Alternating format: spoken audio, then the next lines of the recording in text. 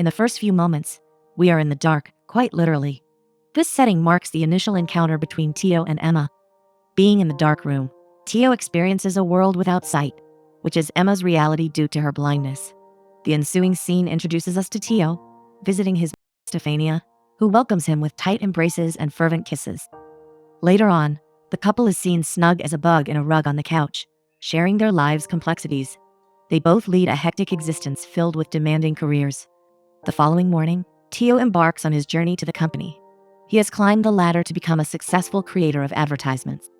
He is deeply immersed in his work, joining his team in the office, gearing up for a new project. At night, he comes back home, where a business dinner is taking place.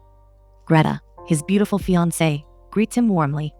He engages in lively conversations with the guests until he receives a sudden phone call. Retreating to a corner, he answers his sister, Claudia, who delivers a bolt from the blue. Their father passed away. Caught off guard, his countenance darkens as he recalls his father's apparent well-being during their last encounter. Claudia informs him that his health has gone downhill in the past few days. She suggests talking to his mother to ease her burden, declaring that the funeral will be in 2 days, urging him to attend it. But Tio apologizes, for he is tied up with his business dinner. However, he promises to reach out once he is free. Therefore, he goes back to the festivities with a present body, but with his head in the clouds. In the subsequent scene, after the dinner's final act, Greta, ever considerate, wonders about his changing demeanor following his earlier phone call, making sure that everything is fine. He tells her that it was his sister, but plays his cards close to his vest regarding his father's passing. Greta questions his silence about his family. She is all ears and even suggests inviting them over for a weekend. On the other hand, Tio beats around the bush and changes the topic. Instead, they end up in bed, with their bodies intertwined. The following morning, he gathers his belongings and leaves the house on tiptoe while Greta is sleeping deeply. He rushes back to his house, where he takes a much-needed shower, hoping to wash away the disturbing voices in his head. Soon, he calls Claudia, informing her that he cannot attend the funeral, an expected move yet a bitter pill to swallow. Tio pledges to call his mother, but Claudia knows it's a lie, reminiscent of his broken promises.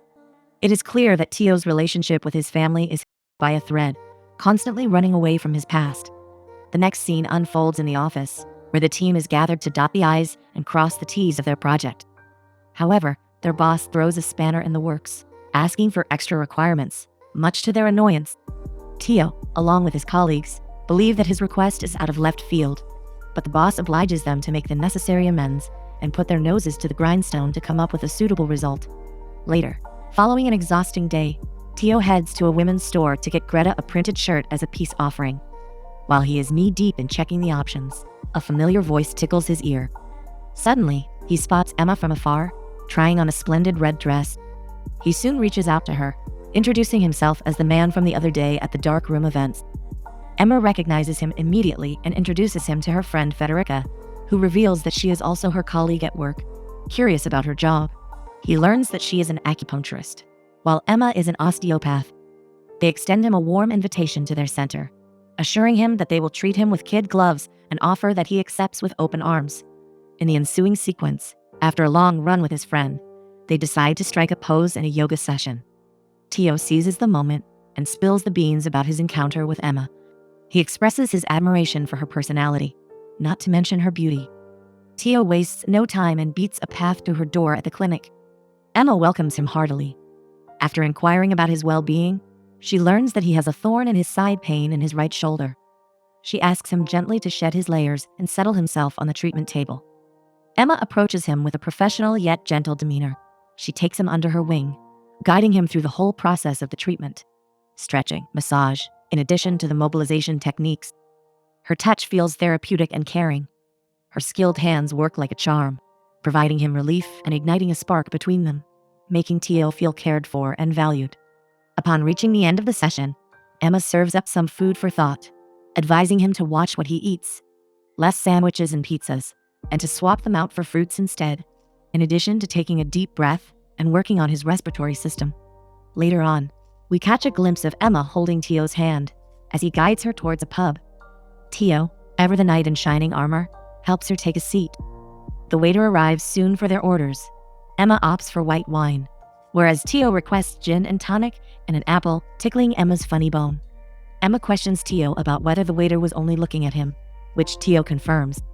She playfully reveals that when people realize that she is blind, they behave as if she is deaf too. Getting to know each other, Emma wonders about his job, only for Tio to throw his hat into the ring as an advertising creative, much to Emma's delight, revealing that he is the first creative she gets to know. In response, Tio admits that she is the first charming osteopath he encounters, bringing a smile to her face. At that exact time, Emma declares that her ex-husband advises her not to mix business with pleasure, especially with an ex-patient. Tio suspects that he is jealous, but Emma dismisses that, saying that he is instead professional. Suddenly, her phone rings, cutting their conversation short. It turns out to be her friend Patty, who is up a creek without a paddle in the city. Emma informs Tio that she is partially sighted. Always known as a gentleman, Tio decides to go the extra mile to find her. Soon, after riding a taxi, they arrive at their destination. Describing her physical appearance, Tio succeeds in locating Patty, who is chewing the fat with a stranger. Tio accompanies her back to the taxi, where she recounts her wild goose chase. She shares a funny story when she retreats to a restaurant to rest for a while and inquires about her whereabouts. She addressed a waiter in order to help her. However, she received no answer. Shortly after, she learned that it was barking up the wrong tree. It is a plastic mannequin, sending everyone into fits of laughter. Shortly after, we depict the trio in a restaurant, enjoying their meals with laughter and warmth. When Tio departs for a moment to turn down the volume, Patty approaches Emma, claiming that Tio has had his eye on her since he encountered her in the dark room. That's why he made a beeline for her clinic, a suggestion that Emma takes with a grain of salt. In the following few moments, we catch sight of them having fun with each other, engaging in lively conversation, a meeting that lights up the room with infectious energy. Suddenly, Tio receives a phone call out of the blue, urging him to leave the table in order to respond. It turns out to be Greta, his fiancée, who is twiddling her thumbs, awaiting his arrival to attend a movie together. Tio, having let it slip his mind and choosing to stay with Emma instead, weaves a web of lies to cover his tracks. He informs her that his colleagues Pablo and Flavio are caught in the elevator, and since by chance he happened to take the stairs, he must wait until they are out. In the subsequent scene, the trio heads to Emma's house to continue their sweet evening. Once in, they share a toast, making hay while the sun shines. Later on, we find Tio lending a hand with Emma's bed to fix it appropriately, emphasizing his helpful and thoughtful nature. After tying up loose ends and noticing the late hour approaching, Tio decides to hit the road. Bidding farewell to Patty, Emma accompanies him to the door. She hands him his helmet and informs him that he left his motorcycle in front of her office. As he kisses her on the cheeks and is about to hit the road, Emma halts him, questioning if he wonders how it feels to kiss a blind woman. Driven by the heat of the moment, Tio grabs her face, and they share passionate kisses, ending up in bed. The next morning, Tio wakes up to Emma's voice note, telling him that they tried to wake him, but in vain. And since they are running against the clock, they decide to depart. Emma was kind enough to tell him to make himself at home, wishing him a good day. Suddenly, after checking the time and realizing that he is running late, Tio jumps out of his skin and readies himself hastily. He grabs a bite, and while strolling in the house, he captures Emma's picture when she was young, a charming girl since her early age. Before leaving, he spots Emma's white cane. He attempts to walk a mile in her shoes, trying to see the world through her eyes. Then, he rests it on the bed and takes a picture that he immediately sends to his friend Paolo. Shortly after, he arrives at the office, where he discovers his colleagues engrossed in a think tank. However, they struggle to do so. Therefore, Tio urges them to put the pedal to the metal and strive for uniqueness. Shortly after checking his phone, Paolo questions Tio about the picture he sent to him earlier in the morning, only to learn in a few moments that it belongs to Emma. Tio has knocked her off her feet, much to his friend's astonishment. In the ensuing sequence, we depict Emma immersed in her daily shopping. Later on, she checks her letterbox, and unfortunately, she receives a penalty from her ex-husband, Jerome. Adding insult to injury, she decides to check it and then reach out to Jerome in order to bury the hatchet. On the other hand, Patty throws in her 2 cents, advising her to call Tio instead, since Jerome has let her down enough times. The next morning, Emma heads to her office as usual. We catch sight of her going the extra mile, determined to make the best of her life despite her blindness. Later on, while she is up to her elbows making tea in the confines of her tiny kitchen, the doorbell rings, revealing Nadia along with her mother. Nadia is a blind young girl in the same boat as Emma, struggling with her disability. Therefore, she reaches out to Emma for assistance. Nadia seems to be walking on eggshells around her mother. She feels under immense pressure since her mother always treats her as a kid. After her mother's departure, Nadia follows suit, joining Emma at the table, bending over backwards to help her. Emma urges Nadia to use the white cane in order to gain confidence and learn to trust her hunch. Emma tries to light a fire under her smell, allowing her to scent the tea's flavor. She goes the extra mile to teach her how to prepare her own tea. However, Nadia fails to do so, much to her rage. Emma tries to pour oil on troubled waters and blames Nadia for throwing in the towel too easily due to her disability. She reminds her that if she is going to stay in her shell, she will never grow. She reads the riot act to her for abandoning her studies.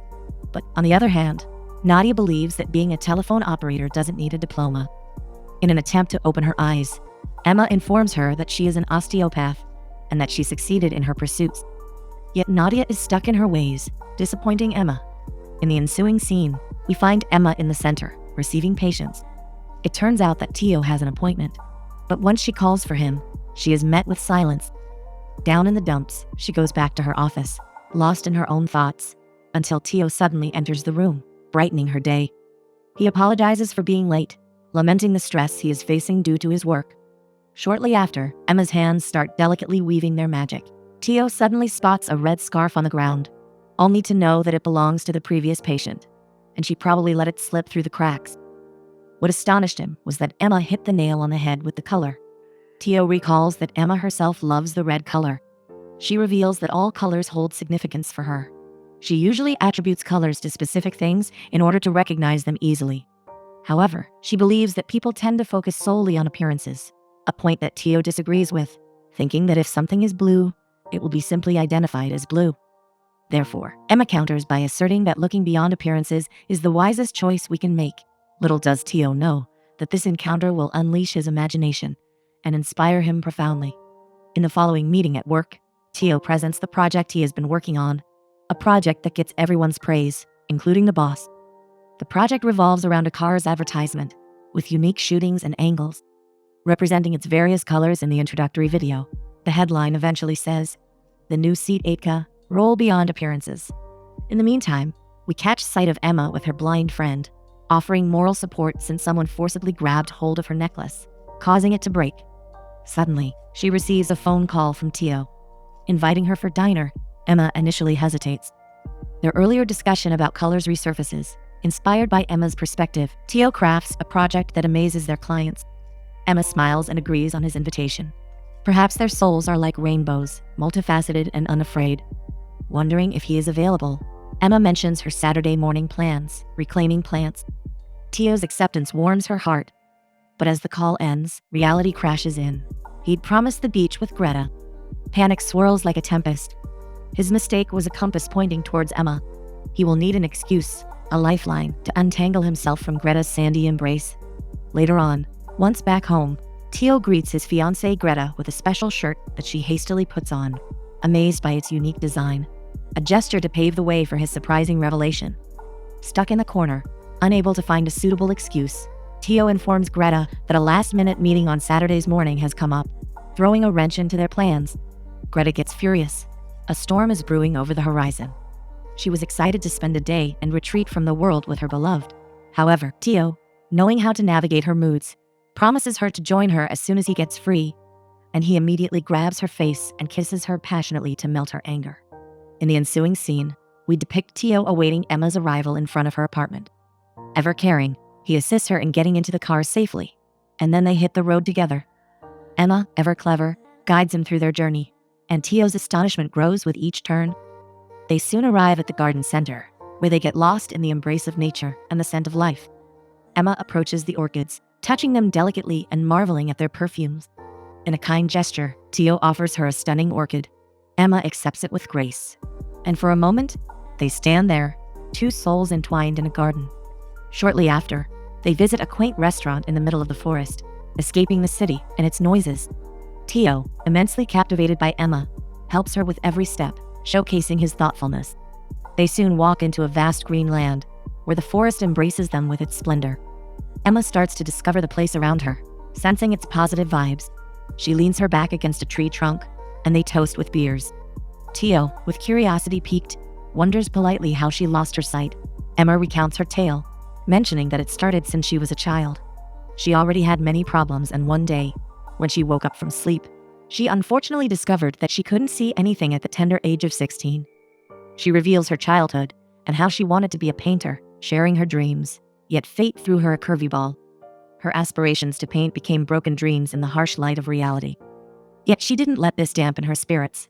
Instead, she chose to chase a new dream and become an osteopath. On the other hand, Tep confides in her about his devastating past.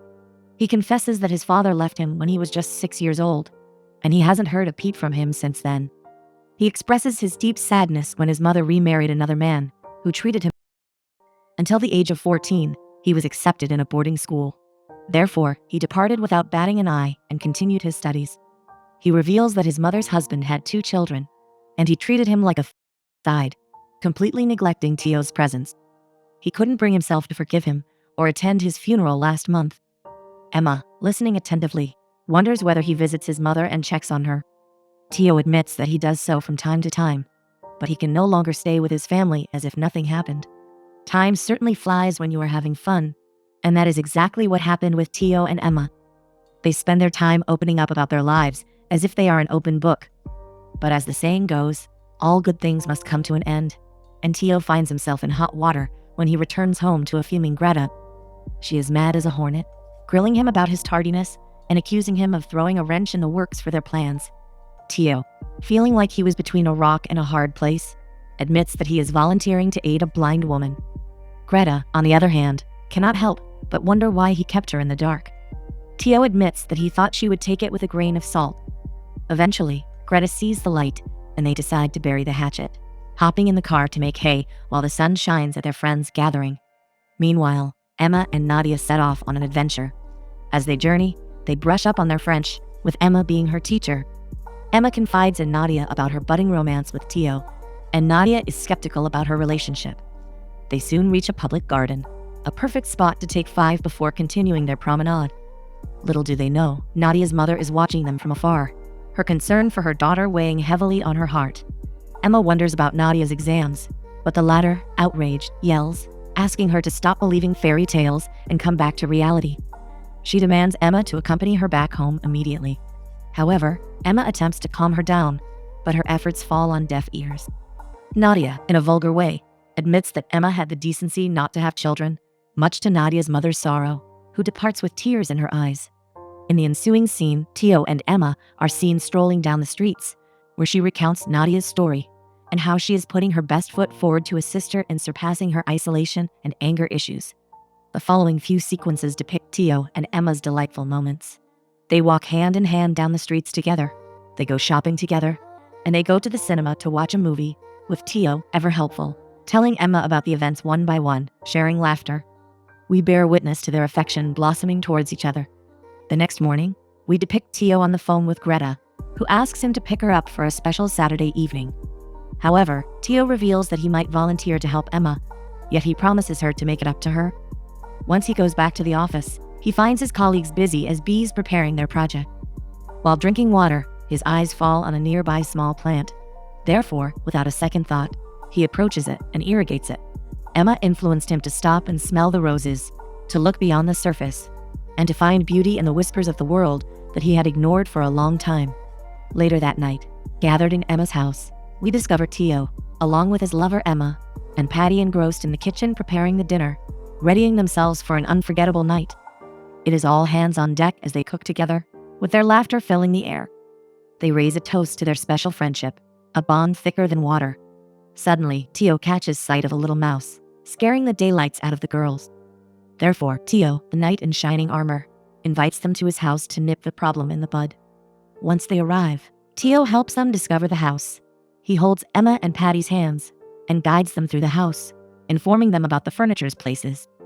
They enjoy their drinks and share a night full of belly laughs. In the following morning, Emma is seen clinging to Tio's back as he rides the motorcycle, accompanying her to work. He bids her farewell and agrees to meet later for dinner. During nighttime, when Tio steps into his apartment, Emma is nowhere to be found. He lays down on the couch, awaiting her arrival, yet he falls asleep. A few hours later, he wakes up and immediately calls Emma, wondering about her whereabouts. Green with envy, Tio listens as Emma informs him that she is spending the night with a friend. She reveals that she called the exterminators and will be able to return home the following day, leaving Tio annoyed. In the ensuing morning, Tio, found asleep on the couch, wakes up looking for Emma. He soon finds Emma in deep slumber in his room, making him feel reassured. Later on, Emma joins him for breakfast. Curiosity piqued, Tio inquires about her last evening. He learns that Thierry is her ex-husband's best man.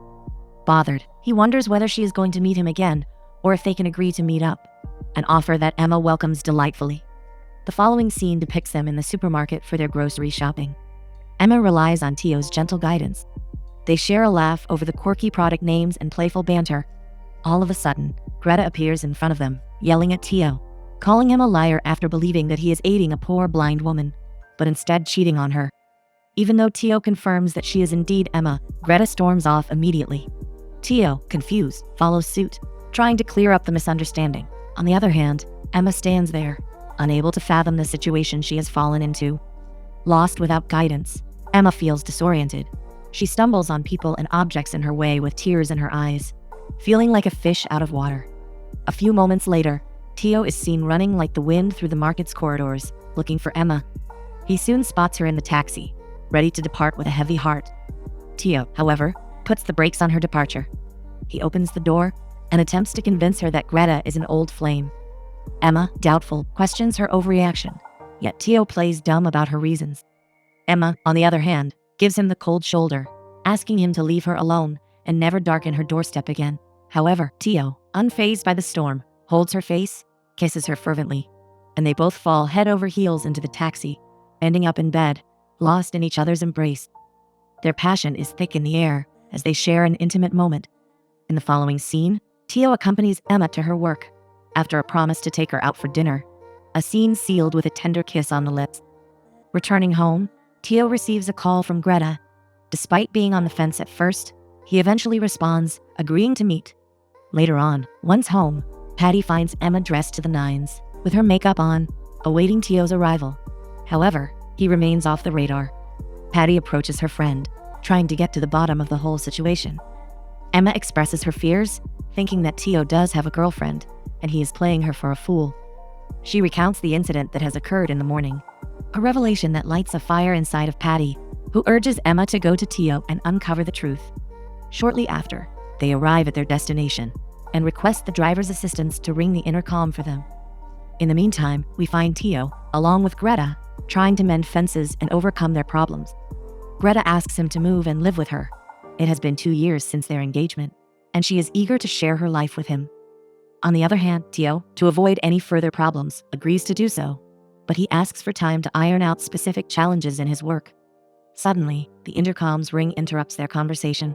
Tio hastens to answer, only to find that it is Emma on the other end. He gets confused, yet he keeps his cool, says that he is unable to hear, and soon hangs up, leaving both Emma and Patty in the lurch. Tio, in order to steer clear of trouble with Greta, was obliged to turn his back on Emma. On the other hand, Emma is seen devastated, unable to fathom the treachery of Tio and how he took advantage of her. She leaves the taxi and asks Patty to leave her alone to recover. She walks through the streets in dimly lit lights, lost in her own thoughts. She finds it extremely difficult to balance herself and accidentally runs into a bicycle, urging her to break down in tears. It seems she is caught between the devil and the deep blue sea, grappling with her emotions and harsh reality. The following morning, Emma immerses herself in playing baseball to keep her mind off her deception. We see her struggling to focus, yet after a few attempts, she succeeds in scoring a run. Later on, she meets up with Nadia in an attempt to lift her spirits and make her feel better. She offers her a gift as a kind gesture, but Nadia erupts into yells once she discovers that it is a lipstick, believing that Emma is mocking her. She shouts, informing her that since she lost her sight, she no longer uses it. She asks Emma to take it back, but once the latter refuses, saying that there is no need to look a gift horse in the mouth, Nadia throws it in the ground. Emma, in a moment of anger, hurls curses at her, criticizing her bad manners. She exclaims that she is not the only one suffering, and she should learn how to adapt to her disability. However, Nadia makes fun of her, saying that fairy tales don't exist and her love story with Tio won't endure, much to Emma's sorrow. Emma lets her frustration show and attacks Nadia, urging her to put an end to her life since she is unable to cope with her struggles. For there is no need to keep on living with such an attitude. It is a harsh reminder that you can lead a horse to water, but you can't make it drink, as Emma realizes that not everyone is willing to accept help or change their perspective.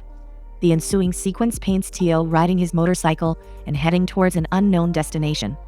Soon, it'll be revealed that he is visiting his hometown.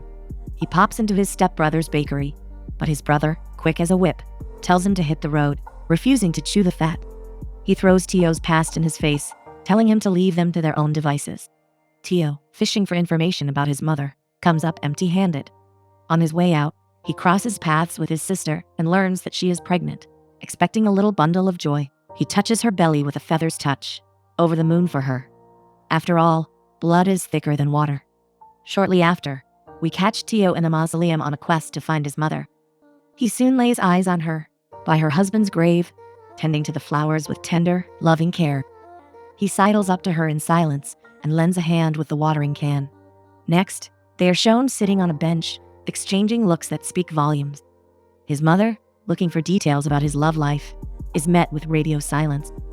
When she probes whether he is in love with her or not, Tio lays his head in her lap, a picture of misery, tears streaming down his face, at 6s and 7s about his life that is falling apart at the seams.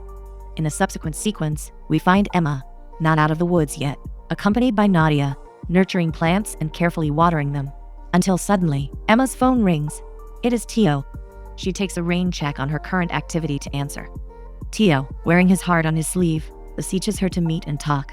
But Emma, playing it close to the vest, refuses, urging him to turn over a new leaf since she's now in France. Caught off guard by this revelation, Tio wonders about her return. But Emma nips the idea in the bud, dismissing any notion of coming back anytime soon. She ends the call, requesting that he not contact her again, leaving Tio down in the dumps.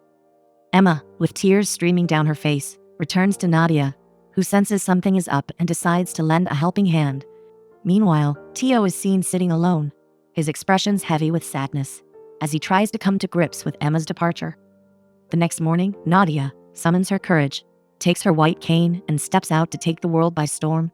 She navigates the street in search of a taxi.